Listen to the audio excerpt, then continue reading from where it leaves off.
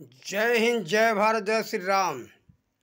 ये विषय है विरासत में मिला हुआ संपत्ति। विरासत में मिला हुआ संपत्ति जैसे हम सबको ज़मीन हो, रुपया हो, पैसा हो, सोना चांदी, हीरा जवाहरात, हमारे माता पिता, दादा दादी, हमारे पूर्वज हमको सबको विरासत में सब छोड़ के जाते हैं। ठीक इसी प्रकार से भारत की जो सभ्यता और संस्कृति थी, शिक्षा नीति थी, ये सब विरासत में मिला हुआ है। और हम सबका क्या है कि गौरव है इसको बचाने में, मान प्रतिष्ठा है, अपने जीवन का रक्षा है।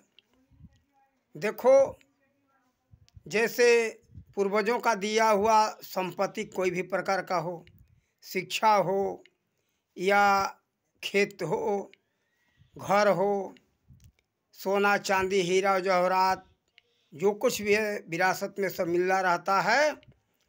तो हम सब उसको संचित कर रखते हैं, रक्षा करते हैं। तो वो जब रक्षा उसका हम लोग करते हैं तो हम सब का रक्षा होता है। तो इसी तरह से जो पूर्वजों का मान प्रतिष्ठा था, सभ्यता संस्कृति थी, उनका जो गौरव था, तो उसको हम सब का कर्तव्य है रक्षा करना। हमारा कोई गौरव नहीं है, हमारे पूर्वजों को गौरव है, उनका मान प्रतिष्ठा है। तभी कहा जाता है कि अमुक वंशज के हम संतान हैं। जैसे महाराजा रघु के परिवार हैं, वो लोग कहते हैं कि मैं रघुवंशी हूँ। अब जानते हो हमारे वंशज में कौन कौन हुआ, कैसा कैसा राजा हुए। उस पथ पर चल करके, उस मार्ग पर चलने से उस आगे आने वाली आई हुई पीढ़ी का गौरव बढ़ता है। इस कारण से हम सबको उचित होता है कि हमें अपना गौरव नहीं देखना है, हमें अपने पूर्वजों का गौरव देखना है। जब पूर्वज का गौरव बना रहेगा तो हमारा वो सिरोमौर्य है, हमारा रक्षा हो सकता है, हमारा गौरव बढ़ सकता है। नहीं तो गौरव बढ़ेगा नहीं। हमको कौन जानता है, हम तो आज पैदा हुए, लेकिन हमारे पूर्वज के लोग रघुवंशी और जदुवंशी और मौर्यवंशी ऐसे बहुत लोग हुए। जैसे कि देखो इन लोगों का कितना गौरव ऊंचा है। इसलिए हम सबको उचित होता है अपने पूर्वजों का गौरव का रक्षा करना, उनके दिए हुए सभ्यता संस्कृति शिक्षा नीति का रक्षा करना। तभी हम सबका रक्षा हो सकता है। ये नहीं अरे चलो वो तो चले गए, अब हमें जो मर्जी हो करें। तो इसीलिए अपने मान मर्यादा का नाश हो रहा है। हम लोग अपने पूर्वजों को न खोए। हम तो बहुत लोगों से सुनते कि हमें पता नहीं है कि हमारे बाबा यानी दादा का नाम क्या था, परदादा का नाम क्या था। यहाँ तक ये हो गए, किसी तरह से अपने पिता का नाम ये लोग जानते हैं। आजकल तो पिताजी सब खत्म ही हो गए। क्या चल रहा है, डैडी और पप्पा, दिन रात पाप आ पप्पा और डैडी, डैडी माने मरा हुआ जैसा। तो देखो ये क्या है। इसीलिए हम सब का गौरव नष्ट हो रहा है, मान प्रतिष्ठा गिरता जा रहा है। हम सब पश्चात सभ्यता संस्कृति के पीछे पड़े हुए हैं। इसीलिए हम सब का गौरव नष्ट हो रहा है। हमारे पूर्वजों का दिया हुआ धरोहर वो समाप्त हो रहा है, जो विरासत है वो नष्ट हो रहा है। इसलिए हम सबको अपने गौरव को बचाना चाहिए, अपने पूर्वज के गौरव को बचाना चाहिए, तभी रक्षा हो सकता है।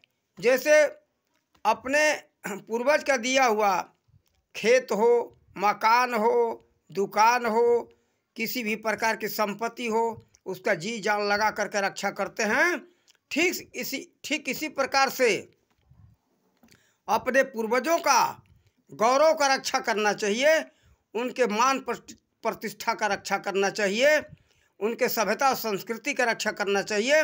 तभी हमारा रक्षा हो सकता है, अन्यथा रक्षा नहीं होगा। जैसे आपके पास खेत है, मकान है, दुकान है, जो भी संपत्ति है, सोना चांदी हीरा जवाहरात जो कुछ भी है, उसका अगर नाश कर दोगे तो आपका जीवन का नाश होगा, आपका कल्याण नहीं हो सकता है।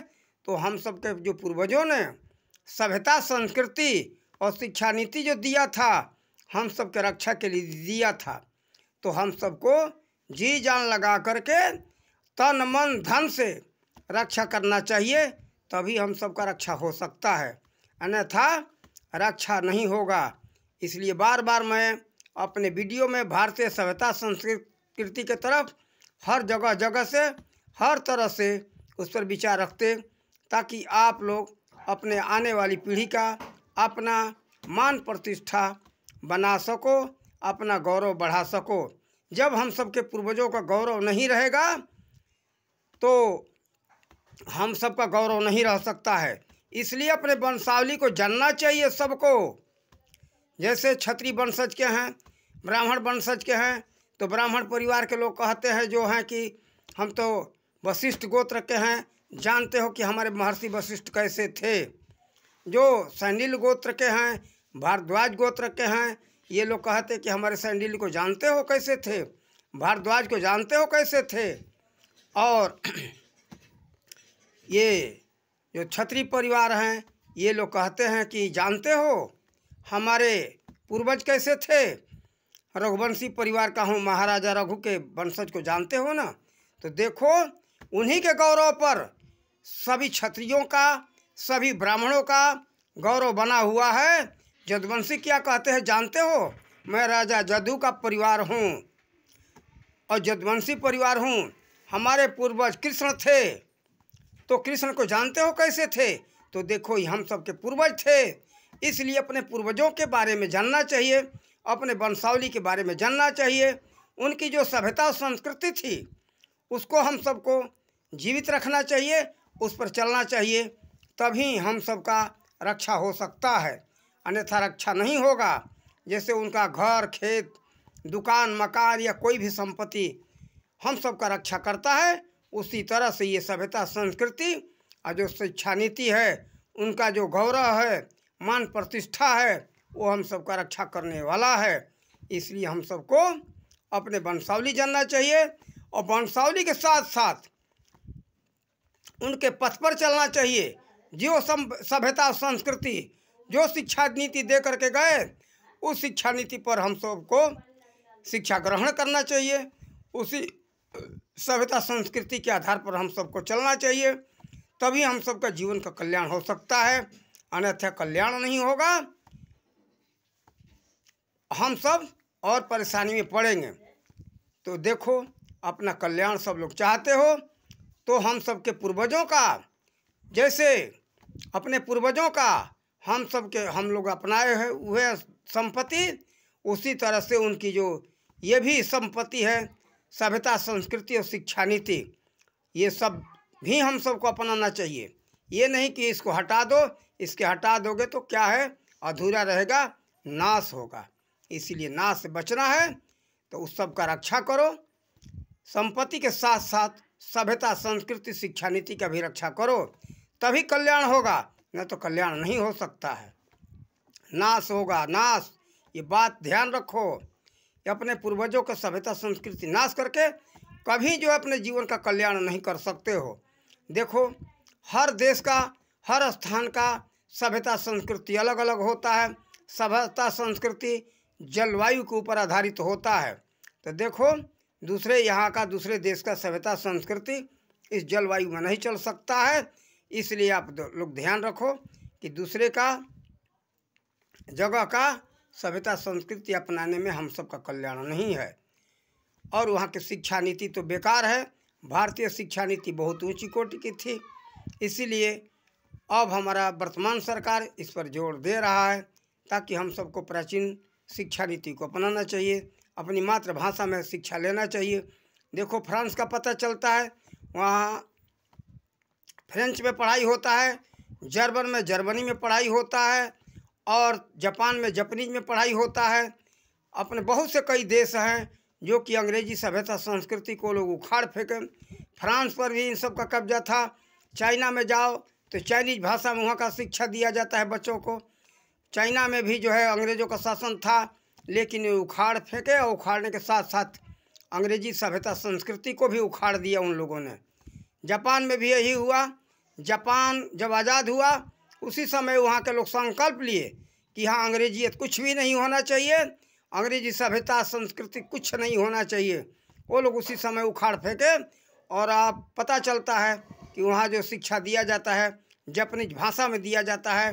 देखो एक बात है, जो देखो अपनी मातृभाषा में जो अर्थ, जिस शब्द का अर्थ आप कायदे से समझ सकते हो और दूसरे भाषा में नहीं समझते हो।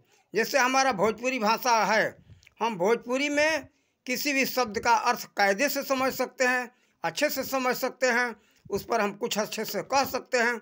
लेकिन वो दूसरे भाषा में हमको उसका, जैसे कि हमको अर्थ नहीं समझ में आएगा तो उसमें हम उसका उत्तर कायदे से उचित ढंग से नहीं दे सकते।